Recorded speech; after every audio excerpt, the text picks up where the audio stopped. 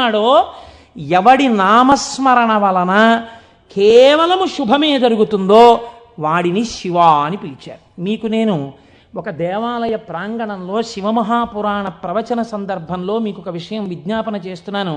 ఇది పరమసత్యం, అబద్ధాలు చెప్పుకోవలసిన దౌర్భాగ్యం నాకు లేదు. బహుశా మా దొరగారికి ఒక్కరికి తెలిసేమో, ఆయన నాకు పేరు జ్ఞాపకంలో లేదు. ఈ ఊళ్ళోనే ఒక వ్యక్తి ఉండేవారు.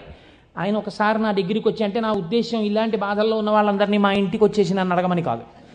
ఆయన ఒకసారి మా ఇంటికి వచ్చి ఒక్కసారి మీకు నమస్కారం చేసి వెళ్ళిపోతానని చాలా వ్యగ్రతతో అన్నాడు. అంటే నేను ఆఫీస్కి వెళ్ళిపోతున్నానండి, టైం అయిపోతుంది, ఇప్పుడు నమస్కారం పెట్టి మాట్లాడడం ఎందుకు? అక్కర్లేదు, నేనేం మాట్లాడను, ఒకసారి నమస్కారం చేసి వెళ్ళిపోతానని. సరే చెయ్యండి, కానీ అది మీరు నమస్కారం చేస్తానన్నట్టు లేదు, ఒక్కసారి మిమ్మల్ని కొడతానన్నట్టుంది. ఎందుకంత భావన వ్యగ్రత అన్నాను. అంటే ఇవాళే నా జీవితానికి చిట్ట చివరి రోజు, నేను ఆత్మహత్య చేసుకోబోతున్నాను. నా మనస్సులో ఎప్పుడు